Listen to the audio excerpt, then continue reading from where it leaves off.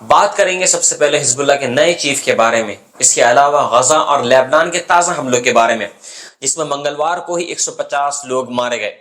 मेरा नाम है मोहम्मद उज़ैर और मेरे चैनल उज़ैर की आवाज़ में आपका स्वागत है। लेबनान की चरमपंथी समूह हिजबुल्लाह ने अपने नए चीफ के नाम का ऐलान कर दिया है। नईम कासिम को ईरान समर्थित समूह का महासचिव चुना गया है। वह सितंबर में मारे गए हिजबुल्लाह के पूर्व नेता हसन नसरुल्लाह की जगह लेंगे। समूह ने बयान में बताया कि हिजबुल्लाह के निर्णय लेने वाली शूरा परिषद ने 3 दशक से अधिक समय तक नसरुल्लाह के उप नेता रहे कासिम को नया महासचिव चुना है। हिजबुल्लाह ने इस नसरुल्लाह की नीतियों को तब तक जारी रखने का संकल्प लिया है जब तक जीत हासिल नहीं हो जाती। दूसरी ओर इजराइल और फिलिस्तीन के बीच का तनाव हर दिन एक नया मोड़ ले रहा है और इसके चलते हिंसा पूरी तरीके से बढ़ती जा रही है। दक्षिणी लेबनान के सराफंद और हरेट सैंदा इलाकों में इजराइल के ताजा हमलों में 15 लोगों की जान चली गई, जिनमें अधिकतर महिलाएं और बच्चे शामिल थे। ये हमले सिडोन शहर के पास हुए, जहां हालात बहुत ज्यादा गंभीर बने हुए हैं। वहीं गजा में भी इजराइल के हमलों का कहर जारी है। सिर्फ मंगलवार को ही 143 फिलिस्तीनी इसमें मारे गए हैं, जिनमें से 132 लोग गजा के उत्तरी हिस्से में मारे गए हैं। इन हमलों में अधिकतर इलाकों में तबाही मची हुई है और अस्पतालों में घायलों का इलाज करने की जगह पूरी तरीके से कम पड़ गई है। वहीं इजराइल ने यूएनआरडब्ल्यूए को बैंड करने का फैसला कर लिया है।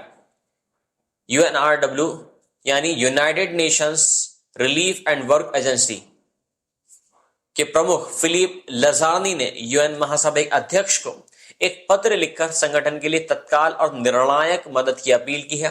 उनका कहना है कि अगर यूएनआरडब्ल्यूए को गजा और कब्जे वाले पश्चिमी तट पर अपना काम जारी रखने के लिए सहायता नहीं मिली तो इसका अंतर्राष्ट्रीय स्तर पर शांति और सुरक्षा पर गहरा असर पड़ सकता है।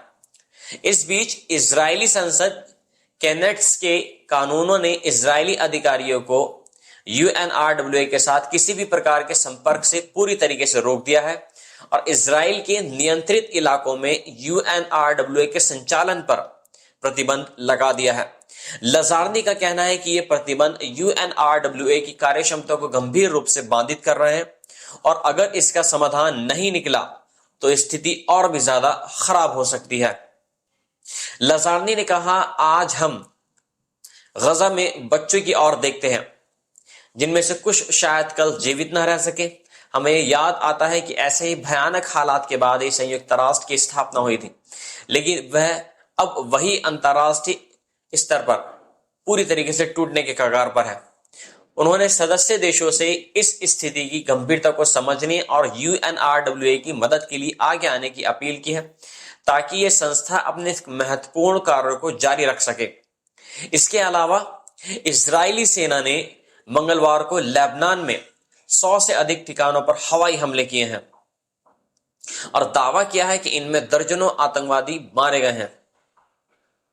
इन हमलों में हिजबुल्लाह के रॉकेट लॉन्च साइट्स को निशाना बनाया गया है, लेकिन इजरायली सेना ने इस बमबारी से होने वाले नुकसान की अभी तक पूरी तरीके से जानकारी नहीं दी है। मौत के बारे में अभी पूरी तरीके से नहीं बताया गया कि इसमें कितने लोग मारे गए हैं।